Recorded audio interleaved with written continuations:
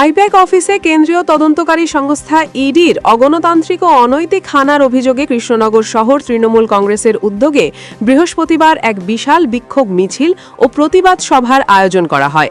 শহরের বিভিন্ন প্রান্ত থেকে দলের কর্মী সমর্থকরা মিছিল করে কৃষ্ণনগরের গুরুত্বপূর্ণ পথ পরিক্রমা করেন। মিছিল জুড়ে বিক্ষোভকারীদের হাতে ছিল ব্যানার, ফেস্টুন ও প্ল্যাকার্ড।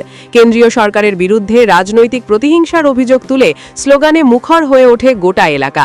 বিক্ষোভকারীরা দাবি করেন, বিরোধী মত দমন ও রাজনৈতিক চাপ সৃষ্টির উদ্দেশ্যেই কেন্দ্রীয় এজেন্সিকে ব্যবহার করা হচ্ছে।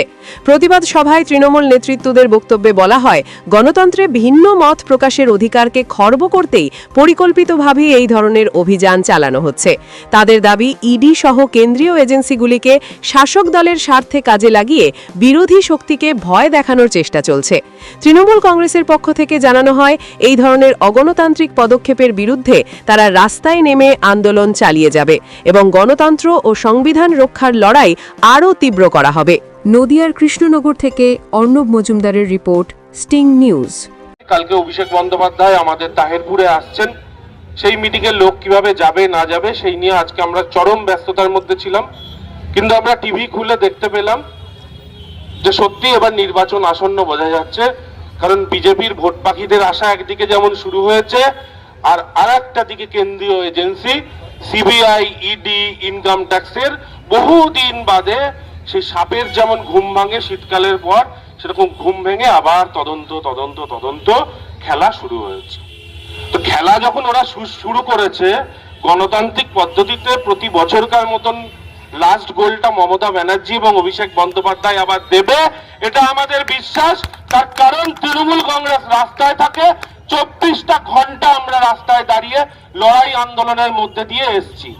হাজার হাজার কোটি টাকা মাথার উপর ঋণ একদিকে, আর আরেকটা দিকে আমরা দেখতে পাই বাংলা আবাসের টাকা বন্ধ, প্রধানমন্ত্রীর রাস্তার টাকা বন্ধ, পিএইচই অফিসে যান কন্ট্রাক্টররা খেতে পায় না, জলের পয়সা বন্ধ, সব পয়সা বন্ধ।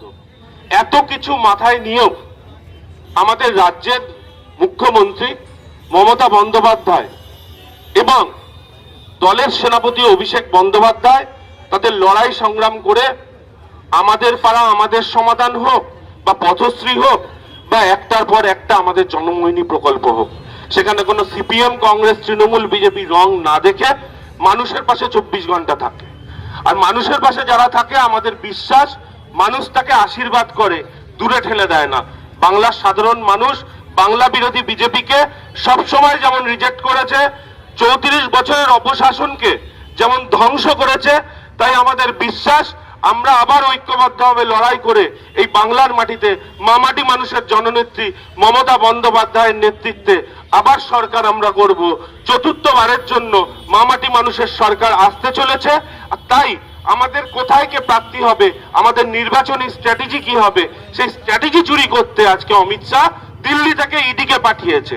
ধিক্কার জানাই অমিত শাহকে, যেখানে একদিকে বাংলাদেশ হুঙ্কার দিচ্ছে, বাংলাদেশের মতন দেশ যেখানে একটার পর একটা কেন্দ্রীয় নীতিতে আমরা ব্যর্থ হচ্ছে, আন্তর্জাতিক মঞ্চে আমরা কালিমা লিপ্ত হচ্ছে কেন্দ্রীয় সরকারের জন্য, সেখানে কেন্দ্রীয় এজেন্সিগুলোকে সঠিক কাজে না লাগিয়ে যেখানে বিরোধীদের সরকার আছে তার কণ্ঠরোধ করার কাজে তাদের ব্যস্ত করে দিচ্ছে। ধিক্কার জানাই কেন্দ্রীয় সরকারকে, যেখানে গোটা দেশের আজকে বকেয়া টাকা যেখানে বিরোধী সরকার আছে সেখানে বন্ধ করে দিচ্ছে। সাম্প্রদায়িক উস্কানির মাধ্যমে গোটা দেশকে বিভক্ত করতে চাইছে। যারা এত বড় বড় কথা বাংলায় এসে বলছে, রবীন্দ্রনাথের নামটা তারা ঠিক করে জানে না, তাদের মন্ত্রীরা বলছে রামমোহন রায় হচ্ছে ব্রিটিশের দালাল। একদিকে বিদ্যাসাগরের মূর্তি ভাঙছে, একদিকে রবীন্দ্রনাথের বাংলাকে কালিমা লিপ্ত করছে, একদিকে এসআইআর এর লাইনে অমর্ত্য সেনকে দাঁড়াতে হচ্ছে, আর একটা দিকে কেন্দ্রীয় এজেন্সিকে কাজে লাগিয়ে বাংলায় ক্ষমতায় আসার একটা পেছন দরজা দিয়ে অনেকটা টুকলি করার মতন চক্রান্ত। কিন্তু ওরা ভুলে গেছে যে আমরা তৃণমূল কংগ্রেস, আমরা লড়াই সংগ্রাম আন্দোলনের মধ্যে দিয়ে এগিয়ে চলেছি এবং আগামী দিনেও প্রয়োজন পড়লে নিজেরা রক্ত দিয়ে হোক, নিজেরা বসে হোক, আন্দোলন করে হোক, মমতা বন্দ্যোপাধ্যায়ের হাতকে শক্তিশালী করতে আমরা আমাদের যতটুকু সাধ্য সামর্থ্য, একদিকে উন্নয়ন, একদিকে আমাদের কর্মীরা আমরা ঐক্যবদ্ধ, এইভাবে আমরা এগিয়ে যাব।